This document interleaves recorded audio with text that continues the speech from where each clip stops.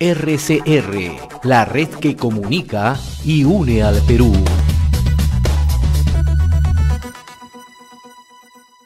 Vamos a estar con Úrsula Letona. Úrsula Letona es directora del Centro de Innovación de Políticas Públicas, que tengo el gusto también de compartir la dirección con ella en este think tank que tenemos.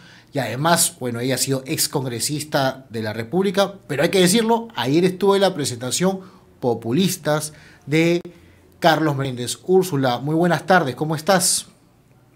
Hola Gustavo, buenas tardes a todos y cada uno de tus radioyentes. Feliz de poder conversar contigo en esta tarde. Muchas gracias, Úrsula, gracias por dar un alto a tus actividades, también domésticas, entiendo, familiares, y eso es válido. Y bueno, la primera pregunta que te tengo es, ¿qué tal ayer en el evento de Populistas? Nos sorprendió que un canal lo pasara durante buen tiempo, también por redes sociales, pero sabemos que hubo una confrontación con una protesta que lideraba César Combina. Sí. 3 temas aquí, Gustavo, para todos los amigos que nos escuchan. El primero, que tiene que ver con la necesaria pluralidad de ideas.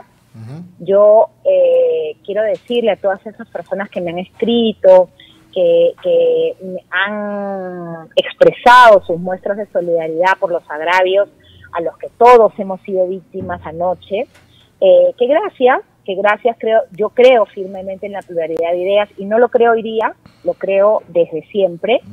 Y del otro lado, aquellas personas que me han preguntado por qué me senté en una mesa donde supuestamente había una persona sentenciada por corrupción y acusada de ser filoterrorista y que está llevando, porque sin duda es el ideólogo de este gobierno, a nuestro país al fracaso, decirles que creo que las ideas equívocas, las ideas trasnochadas, las ideas del comunismo del siglo XX, del señor Cerrón, se tienen que combatir con ideas, no con violencia. El segundo tema a comentarte es que fue una mesa bien diversa. Hace tiempo que no participaba en un evento donde casi todas las posiciones gruesas, como dice el autor en el libro, ideológicamente estábamos sentados.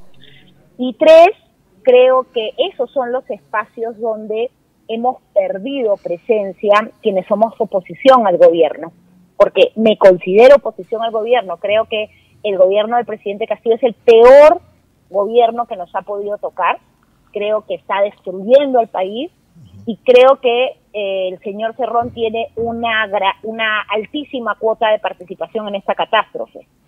Entonces, estos 3 aspectos sin duda dañaron este evento académico, porque era la presentación de un libro bastante bueno, que hace un esfuerzo por, en base a la data, a la evidencia, compararnos con otros países de la región, incluso con países de Europa como Holanda, respecto a cuán populistas somos, pero sobre todo, Gustavo, y ya desde mi practice legal y de gestión pública, cuánto daño le hace el populismo a la institucionalidad del país al destruir justamente las políticas públicas y las reformas de las que hemos gozado. Las reformas que nos permitieron combatir la pobreza, reducirla sustancialmente, que nos permitieron crecer en el gobierno del presidente García a 2 dígitos, las reformas que nos permitieron ser la vedette de Latinoamérica.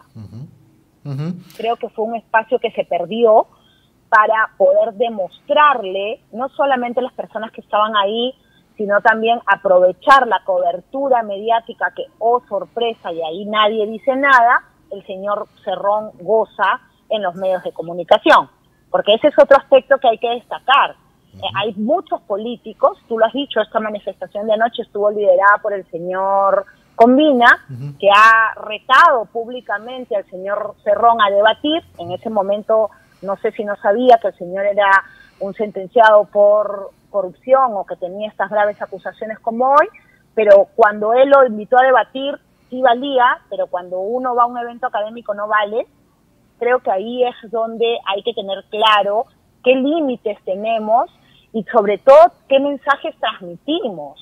No podemos de ninguna manera avalar la violencia. La violencia no es un mecanismo para combatir ideas, por más trasnochadas que nos parezcan, porque si no nos parecemos a ellos y recurrimos a las técnicas del comunismo que tanto criticamos. Entonces sí quiero dejar tan fijado, soy una persona de oposición, he ido a hablar de políticas públicas y de cuánto daño le hace el populismo a nuestro país, he ido a comentar el libro de una persona que ha hecho un gran esfuerzo académico y lamento pues que un evento de este tipo donde el debate, las ideas, los argumentos, la data, la evidencia deberían primar, terminen siendo teñidos por insultos y agravios. Bueno, Úrsula, interesante lo que mencionas. En el primer punto voy a tratar de desmenuzar porque de ahí podemos entrar a muchas cosas. Y me acuerdo, ayer te escuché, pero voy a entrar primero a el primer punto que has dicho, ¿no? El debate de ideas, ¿no? El debate de ideas se combaten con ideas. El campo político, tú has estado en el Parlamento, justamente hoy vemos un Parlamento donde lo que es noticia no son tanto las aprobaciones de ley, sino cuánto se faltaron respeto al congresistas y cuánto gritaron, ¿no? A ese nivel hemos llegado en la política, lamentablemente, y no un debate alturado, con ideas, con argumentos, con parte también del criollismo que nos caracteriza al Perú. Entiendo un poco la puya política, pero alturada, ¿no? Alturada, no llegando a extremos que lamentablemente ya lo vemos en el Congreso y ahora en la calle, ¿no? Y la verdad que eso, y justamente el espacio académico era un debate de ideas, pero yo hago una reflexión, ¿no?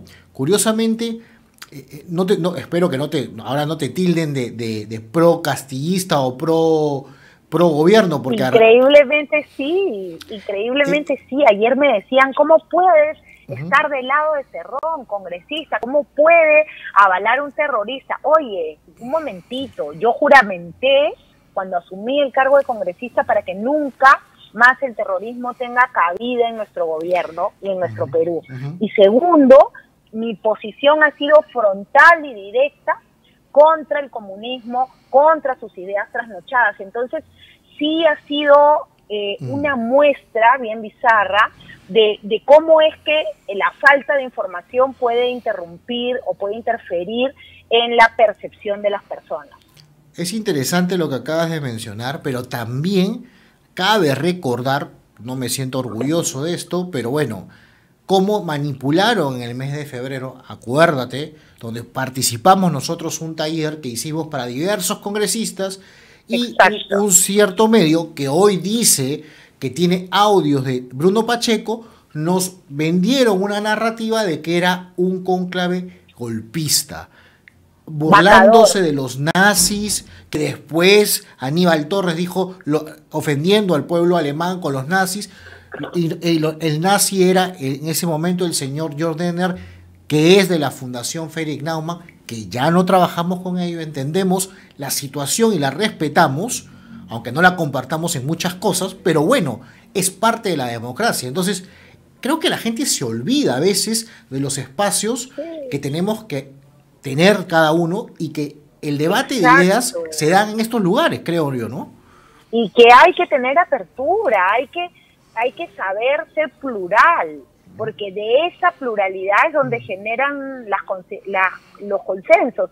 Y yo te digo, Gustavo, tú hacías mención al Parlamento. Cuando yo he sido parlamentaria, sin duda, he cometido excesos, fruto del debate, del calor del debate, pero creo que, y lo reconozco públicamente, que estos han sido errores, porque si nosotros nos hubiéramos enfocado quizás en atenuar la forma de la fiscalización, hubiéramos podido generar mayores consensos. Nadie llora sobre la leche derramada, pero creo que tuvimos una gran oportunidad de generar consensos, no lo hicimos, y por eso, y lo he dicho públicamente, donde me toca estar hoy desde la academia, no tengo filiación política, pero desde la academia, de hecho, voy a contribuir al debate de lo que he hecho toda mi vida. Yo toda mi vida he visto políticas públicas, y ayer mi crítica al populismo estuvo enfocada en las políticas públicas, en dos temas que creo que hemos coincidido y hemos hablado en este programa y en otros foros,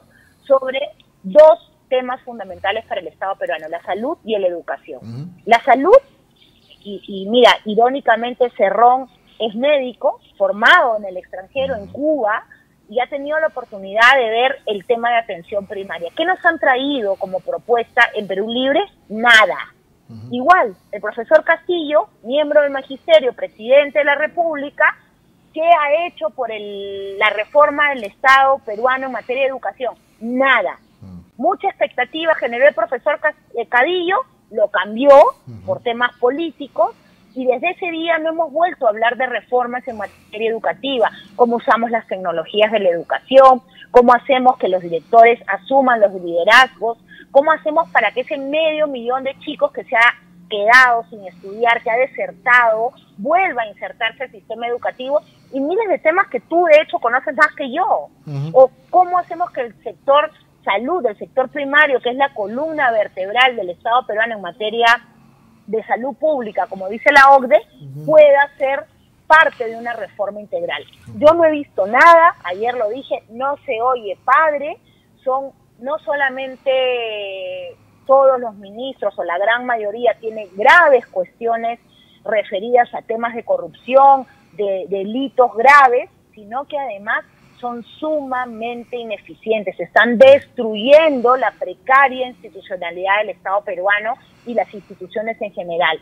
Entonces, yo no me voy a callar, Gustavo, yo voy a seguir criticando, pero nuevamente lo voy a hacer desde la academia, desde lo que yo creo que se está haciendo mal y además de frente. No voy a recurrir a terceras personas, no voy a quedarme callada porque me convenga, voy a tener una voz disonante, crítica, pero eso sí, nunca avalada por hechos violentos como los que han ocurrido ayer. Muchísimas gracias, Úrsula. Interesante tu aclaración y lo que ha pasado ayer y tu aporte, ¿no?, a las políticas públicas, porque me acuerdo una de las cosas que ayer decías era justamente eso, ¿no? ¿Dónde están las grandes reformas en educación y en salud? Que, por ejemplo, podría ser la bandera del gobierno, porque el presidente Castillo es profesor y Vladimir Cerrón es médico. Y de eso, naranja guando, nada. Exacto, absolutamente nada se ha hecho. Un poco lo que decía Meléndez, Gustavo. Sí. Meléndez en el libro dice que estas ideologías delgadas, como las denomina este populismo silvestre del profesor Castillo, necesita asentarse en una estructura de una ideología gruesa, hablando ya desde la doctrina. Una ideología gruesa que en este caso sin duda es el socialismo, o yéndonos más allá, el comunismo. Entonces, ellos no abrazan una ideología concreta. Yo creo que este es un gobierno de izquierda fracasada, de izquierda, incluso como dice el propio Meléndez en el libro, seguimos hablando de los problemas de la izquierda del siglo XX. No ha habido ningún esfuerzo por mejorar, ningún esfuerzo por moderarse, ningún esfuerzo por evitar estas políticas, proponer estas políticas trasnochadas que vemos ahora, y lo que buscan es un enemigo común que hoy se ha convertido en nuestro marco constitucional, en ese enemigo que ellos persiguen y que los peruanos no vamos a permitir que arruinen, ¿no? Porque, como lo he dicho, el modelo económico del que el Perú forma parte hoy, el modelo de economía social de mercado, nos ha permitido crecer, nos ha permitido llegar a hacer reformas importantísimas en el país, y no podemos volver pues a modelos fracasados. Miremos Venezuela, la misma Cuba de Cerrón, donde la pobreza y el hambre apremian a todos los ciudadanos. Totalmente, Úrsula. Quiero aprovechar tu presencia, tú que has sido parlamentaria y también tienes experiencia política en las políticas públicas, que es tu know-how, tu gran experiencia. Pero la presidencia del Congreso acaba de decir hace algunas horas, entiendo yo, que en declaraciones es decir, si para irse Pedro Castillo nos tenemos que ir todos, nos vamos todos. Pero ya retiraron el proyecto de Perú Libre. ¿Hacia dónde estamos caminando? ¿Y cuál es la acción política que deberían tener los partidos políticos en este momento? Porque también veo un fraccionamiento en los partidos quebrantados.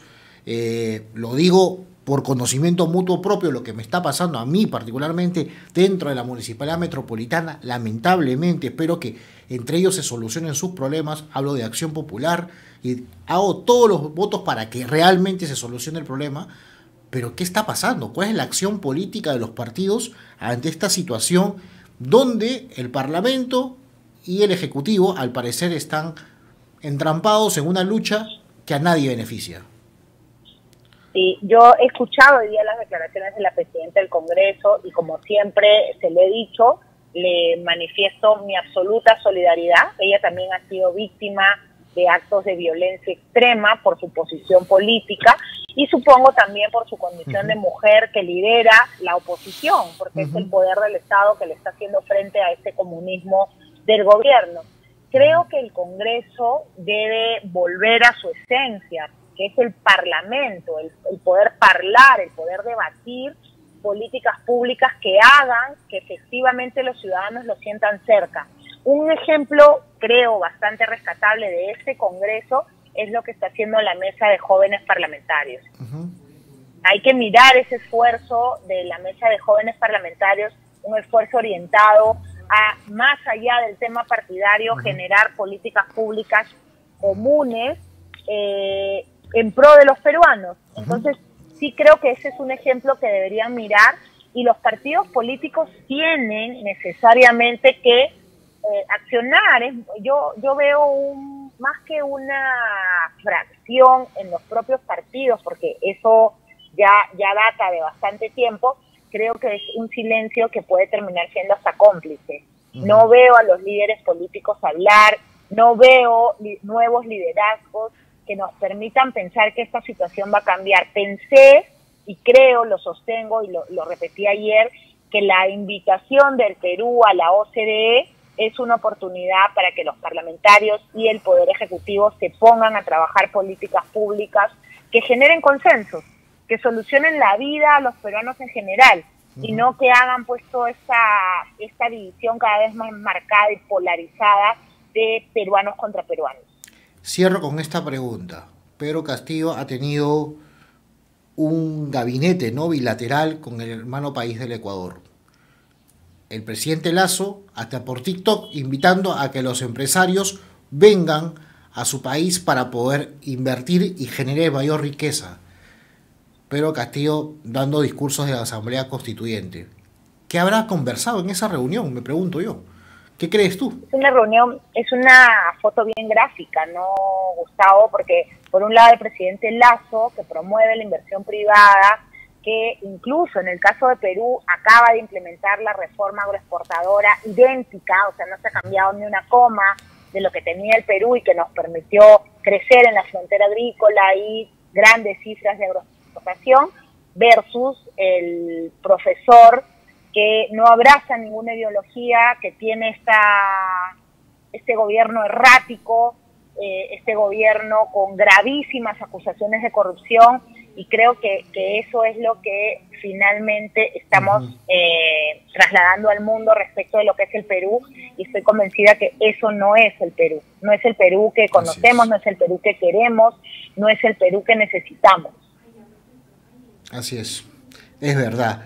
Esa foto deja que desear. Ecuador pidiendo inversión privada, Ecuador buscando inversión y copiando lo bueno del Perú, y nosotros, bueno, la situación que tenemos. Así que ha sido un placer, Úrsula, conversar contigo, porque ya después de esto nos vamos a la pausa y vamos a escuchar a los hermanos del sur. Los hermanos del sur ya están en Asamblea Constituyente para que nos cuenten un poquito más la situación de su país. Un fuerte abrazo, Úrsula, y te invitamos Gracias, próximamente Gustavo, aquí, y espero en cabina, a ver si un día puedes conducir tú también aquí, con mucho gusto. Encantada. Cuídense mucho, gracias. Gracias. Estuvo con nosotros Úrsula Letona. RCR, la red que comunica y une al Perú.